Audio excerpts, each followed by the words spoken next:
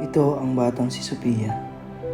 9 years old pa lamang ay alam na niya na kailangan niya magtiis para makatapos ng pag-aaral. Dahil sa hirap ng buhay, pumapasok kahit walang laman ang sikmura ng bata. Kahit baon, wala siya. Minsan, binibigyan ng mga klase ng pagkain dahil wala talaga siyang dala. Wala po. Sa isang araw po, isang beses lang kami na kumakain. Sa gabi lang po kami nakain. Sa gabi na lang? Opo. Halimbawa po. Paano nyo natitiis yung mga bata?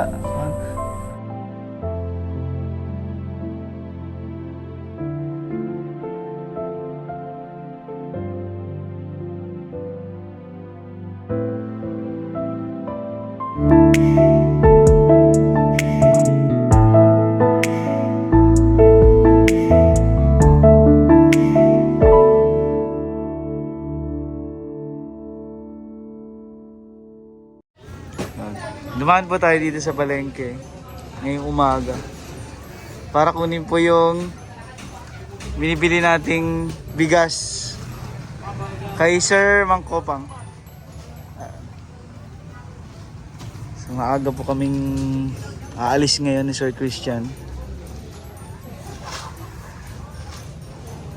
para po dalhin itong bigas at grocery.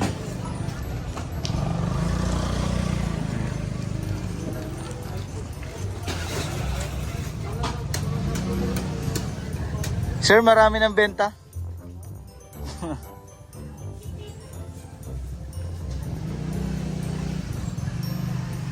Dito po kami laging bumibili, sir. Maganda naman, sir, ang bigas.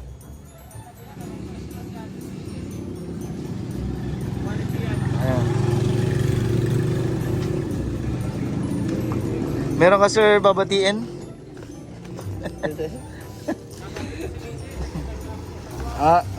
Aking mga anak dyan. Aking mga anak. Ayan, good morning po. Kami paalis na. Good morning po. Bumalik tayo dito kina Sophia sa lugar nila.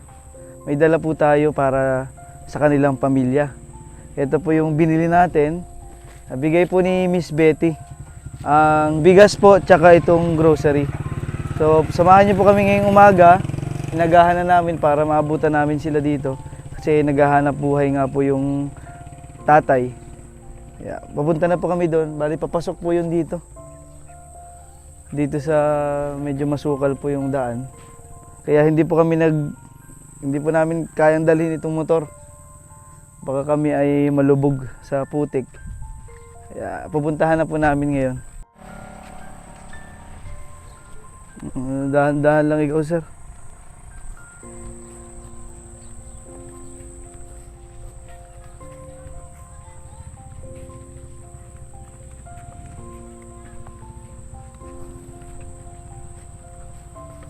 Dito.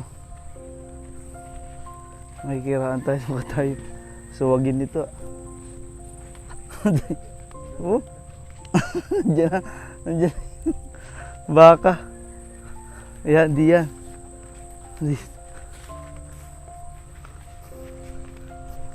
Maputik ba kasi doon sa dinadaanan natin isa? Dito na lang yung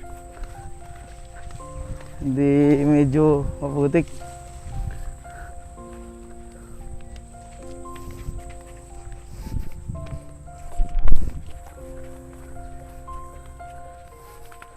Oops.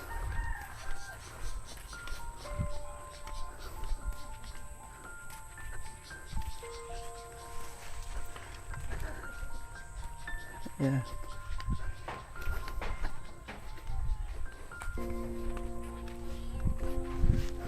Andiyan kaya sila?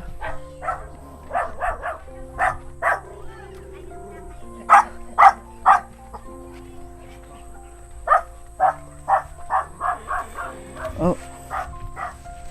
Tao po. Wala tang tao. Ay, nandiyan pala si ate. Ay. Ang cute na bahay ni na ate, oh. Kasing laki lang po namin ito. Pag nakita nyo dito sa kanila. Oh. Ay, sapa na pala itong likod. Ba't baha yan dyan sa loob? Dyan po kayo nagligo. Pinaglalaroan ko yung ano ko doon. Naglalaba ko ako. Naglalaba.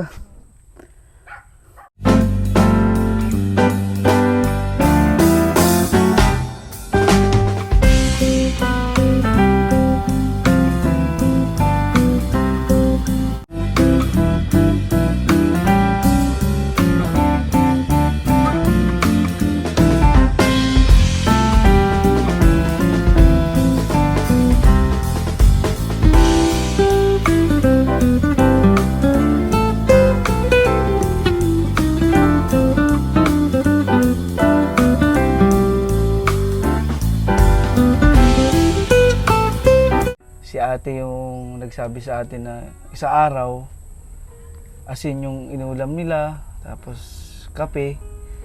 Nakita po ng ating sponsor, mabait, na tumutulong sa atin, si Miss Betty. Kaya andito kami, may dala kaming bigas at grocery para po sa kanilang pamilya. Salamat po.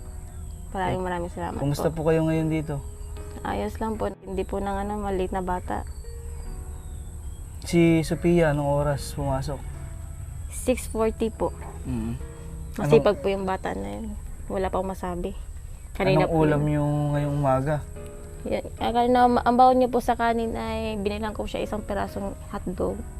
Tapos, binigyan po siya ng baon ng papa niya ng pera dahil po sa hapon full day po siya. Hindi na siya umuwi dito sa inyo. Hindi na po. Malayo din naman ito. Opo, ayaw niya po yung malate at ayaw niya po umabsent. Ayaw niya po yung magliban. Kayo po, kumain na. Bata. Opo, kumain na po. Anong pinakain niyo sa Yung bata? kape po, may natira pa nga na yung kape dyan. Tinira ko Kape po ulit ng ulam ninyo? Opo, nandiyan po yung kape na sa tasa. Habang lagyan ulit ng mainit tubig. Kawawan bata. Kape ang Pinakain po na. Pati ito po yung nakain na rin po ito. Nautay ko na pinapakain ng kanin. Kape. May dala po kami diyang gatas para sa inyo. Salamat po.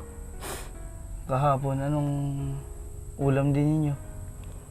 Kahapon po ay nag-ano ko po kami din yung puso po kahapon. Walang kita si mister? Kaya kape Pambili ulit ang- bigas po. Tamang bili. Nakabili po siya ng Talagang bigas. Ang bigas lang ang kayang bilhin Opo. sa kita niya. Opo. Pwede ba sa batang ganito ang edad, kape?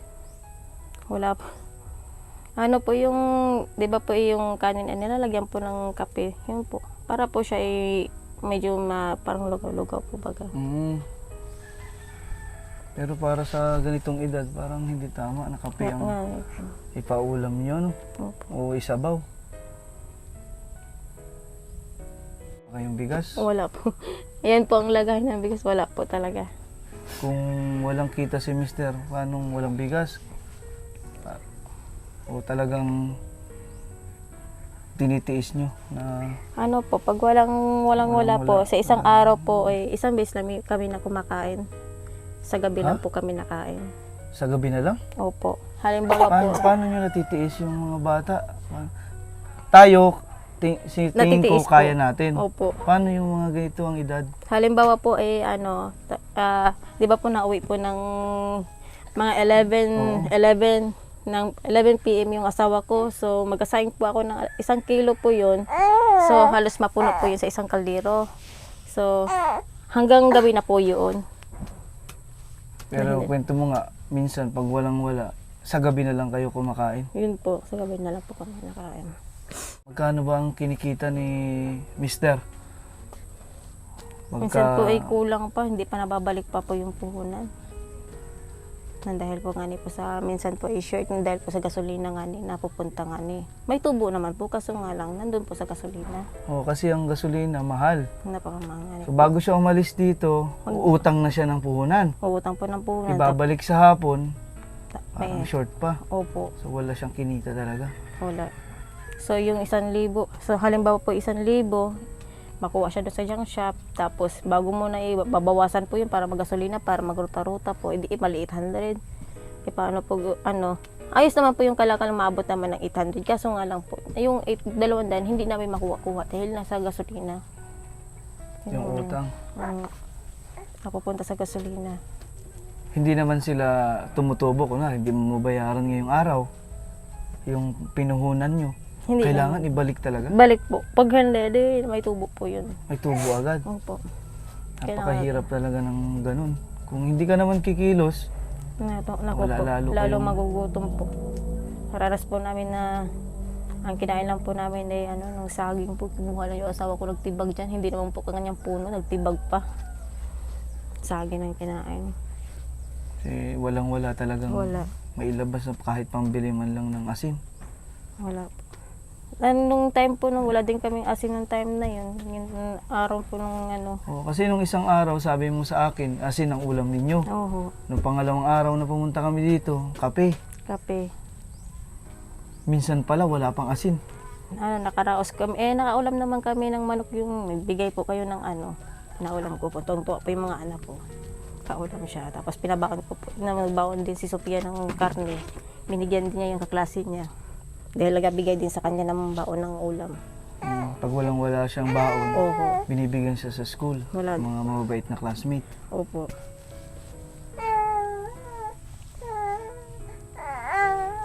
Ngayon, anong oras umalis yung mister mo para maghanap buhay?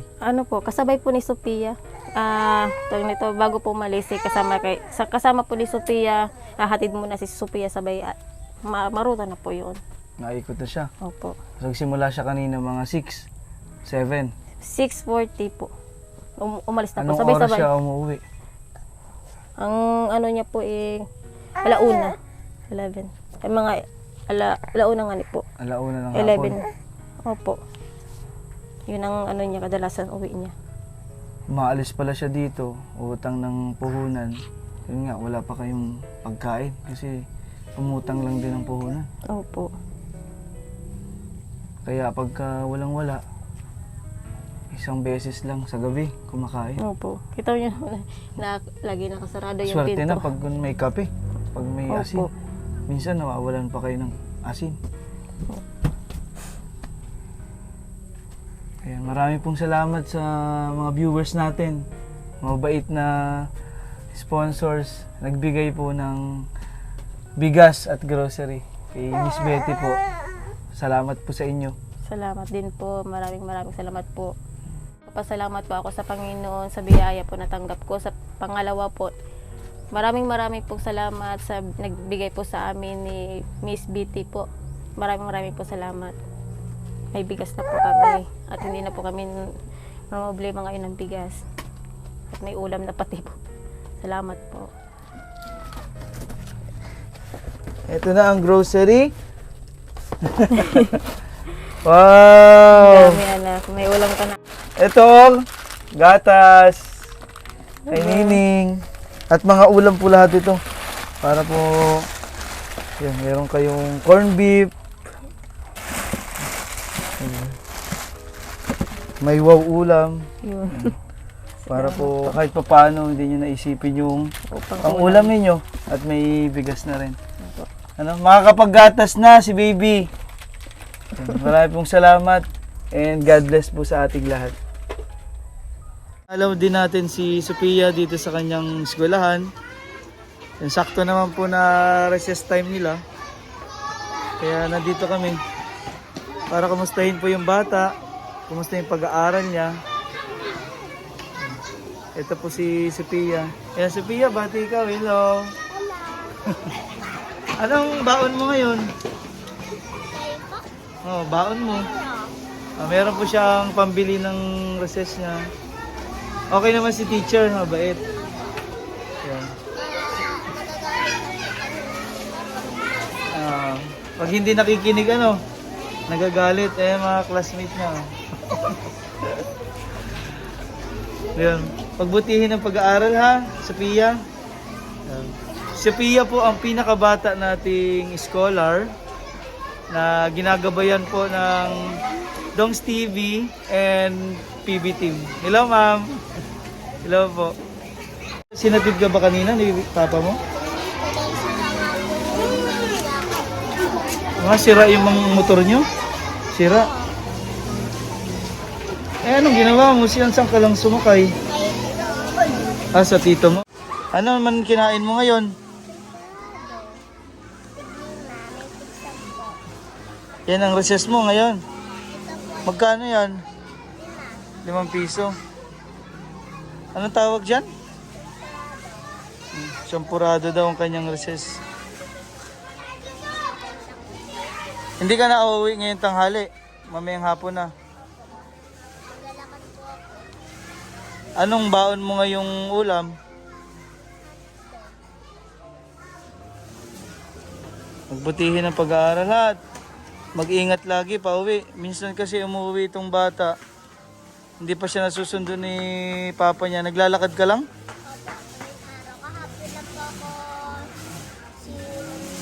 Kahapon ka lang sinundo. Meron ka na bang payong para mo uwi? Ah, hindi ka pa nakakabili ng payong pa uwi. Paano yan pag umulan?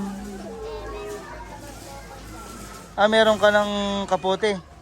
Pero wala kang payong. Lalakad lang kasi yung bata pa uwi. Ang ganda dito sa eskwelahan kasi meron po silang mga hygiene ng mga bata. Pwede silang maghugas ng kamay.